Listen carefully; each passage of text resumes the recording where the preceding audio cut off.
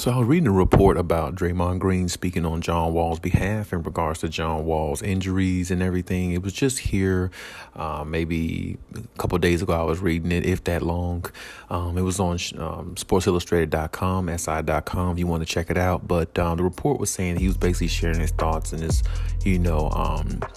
thoughts on, John Wall in regards to, hating to see players go through injuries after injuries the way John Wall did. And it's great to see him back on the floor. And he spoke on this after they had played a couple of days ago, the Warriors versus the Clippers.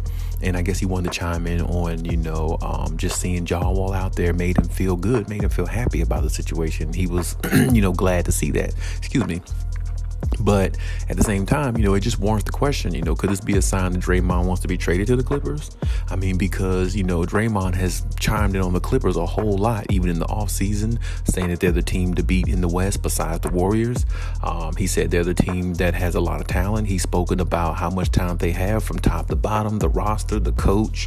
And he's talked about, just the environment of the team from what he knows about Kawhi Leonard, about PG, and now more so about John Wall. And it's like, the more and more he chimes in talking about, certain teams, the Clippers seem to always be one of those teams that he chimes in on in regards to his podcast, if you want to call it a podcast, or just in general of just him actually just speaking.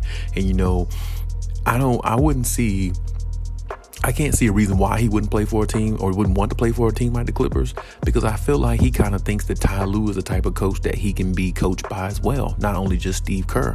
And I feel like, somewhere deep down, he might be thinking that Steve Kerr doesn't have that fire in him anymore. I mean, Steve Kerr did go on TV a couple of days ago or in a post game and said, the dynasty could be over this year. It could be over next year. So that sounds like a coach to me that doesn't have fire left in his system that he used to have, a burning desire that he used to have to want to win and find a way to push through and push this team to another level. That's what it sounds like to me.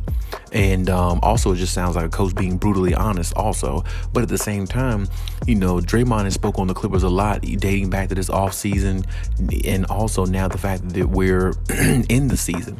And it's like, the way he chimes on this team, it wouldn't surprise me if he wouldn't want to play for this team because he sees the talent just like everybody else does. Maybe he feels like what he can add to the team can put the Clippers over the top. And something, maybe he can. I mean, I'm not saying he can't. I just think that the Clippers shouldn't go after Draymond, or I said the Clippers shouldn't go after Draymond because of how he could be in the locker room, because how he can basically divide a locker room, how he can get very animated and very colorful, and to the point where it can make people not want to be around him, play with him, and be a teammate of his. But at the flip side, you've seen Draymond be a part of a team that has won multiple championships. So he does know how to keep his mouth shut at times, just not maybe at the right time, sometimes. So with that being said, it's hard to say what Draymond you would get in that situation. Would you get one that's more humble, understanding what his role would be coming into this situation, or with the Clippers if they hypothetically traded for him, which their possibilities are still out there. But or would you get a Draymond that might get frustrated because he's not getting minutes, just like a lot of the other Clippers players on the team not getting the minutes they feel like they deserve, and really lash out and blow up on the team and really turn that organization upside down. See, these are the questions you got to ask yourself when it comes to Draymond. I mean, he is a champion, no doubt. He is he really played great at one time. To me, he was everything the Warriors needed times two. But at the same time, you also got to understand what comes with Draymond. Every coach can't deal with a Draymond Green. Steve Kerr was able to do it because Steve Kerr dealt with Michael Jordan.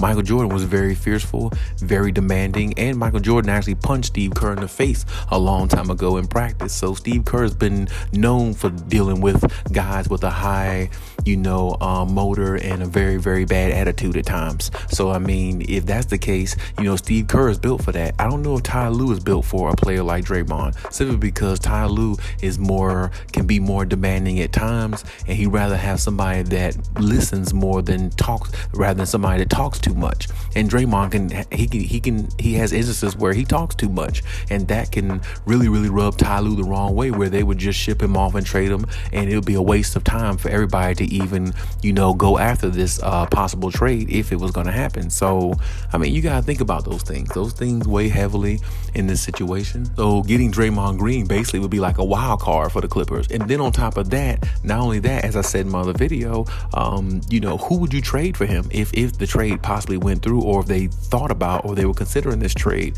Who would you let go to get a Draymond Green? Because if you let a few of your pieces go, you might actually make the Warriors better rather than what you are right now. So it's like, to me, the Draymond thing is such an up in the air type situation. I really don't see why or how the Clippers will really go about that, because if the Warriors came up off of Draymond Green, they would want something in return, and I don't think they want a couple pieces off your bench like Moses Brown and pieces like that. I think they want some real pieces, like maybe a Luke Kennard, maybe a Norman Powell, somebody like that. And hypothetically, if the Warriors got two players like that, well, they would probably be better than the Clippers then, because they got youth, they got more younger, and they got experienced guys. And hypothetically, if they got a Norman Powell, they got a guy who won a championship as well and who can score more than Draymond ever could. And they got one of the top 3-point shooters in the league in Luke Kennard. So, I mean, that's just hypothetical, but still,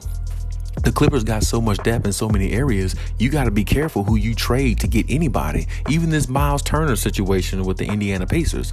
I mean, the Clippers got to be careful trading for Miles Turner. Indiana's going to want the house plus more just to give up Miles Turner. And you can't give up most of your talent off your bench or whatever you have, because you need that depth so you can win. And then on top of that, with Kawhi and PG being injury prone type players, even though they're both great in their own rights, but it doesn't matter. Their availability is always had a question mark, at least these last few years. So if their availability has a question mark, you can't trade too many of your assets or on your team to go get one solid player when you don't know whether your main players are going to be there, for the long haul, or be there consistently enough to build enough continuity for your team to be better. So, I mean, the Clippers just have a lot of issues right now internally that they really have to think about, and they really have to figure out how to put together. You got to figure out how to get these guys minutes. You got to figure out how to keep everybody as happy as possible in regards to giving guys minutes so they could feel a part of the, a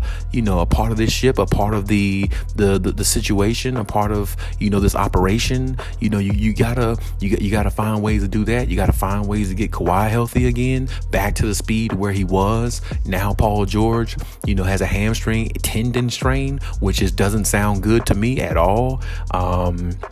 Kawhi Leonard has a sprained ankle, which isn't bad, but he'll be back in a couple games. But Kawhi Leonard hasn't looked like himself as of yet. He hasn't really, looked like the Kawhi Leonard, or not even really close in some people's mind to the Kawhi Leonard that he was before he left before he left with injury.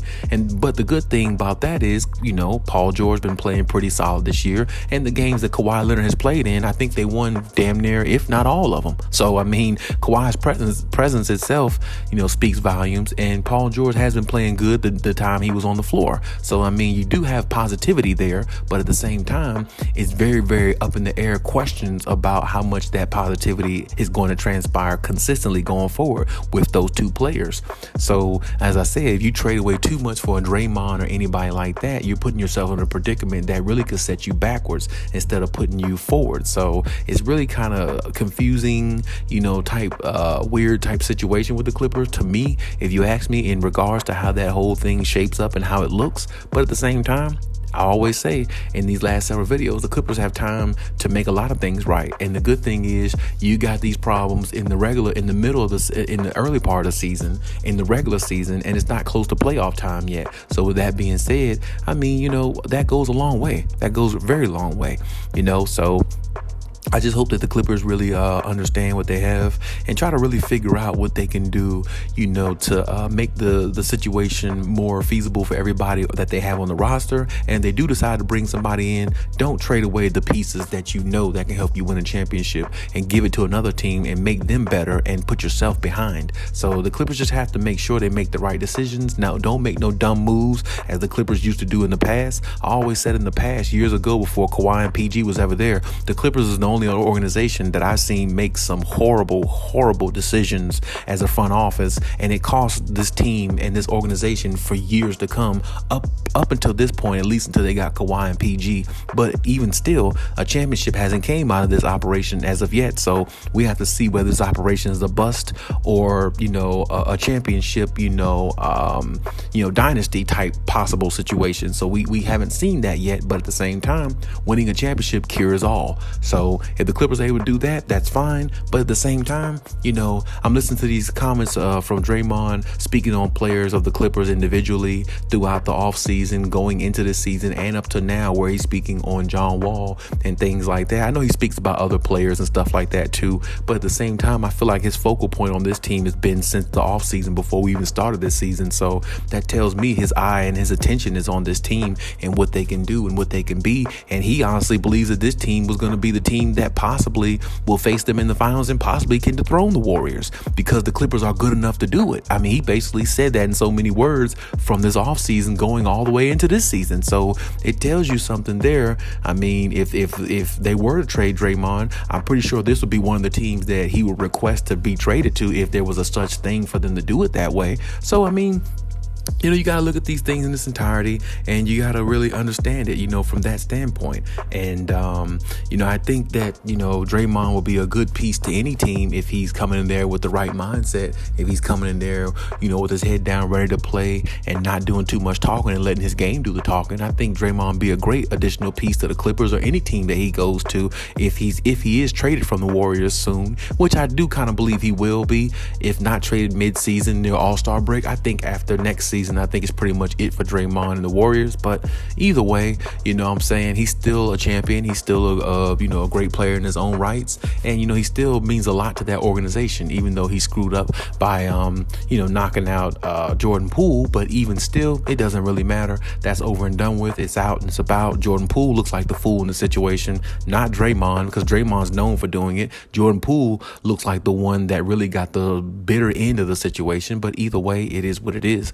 But as far as the Clippers, as I tell them, or as I say all the time, they just need to make good decisions and don't do nothing stupid in regards to any trades, because one wrong move can change the outcome of your season in every way, shape, or fashion. And that's not an opinion. That's a fact. But hey, that's my take on everything. Leave any comments in the comment section. Check out my other videos if you haven't. Also hit the notification bell, like, subscribe if you haven't also. And hey, till next time.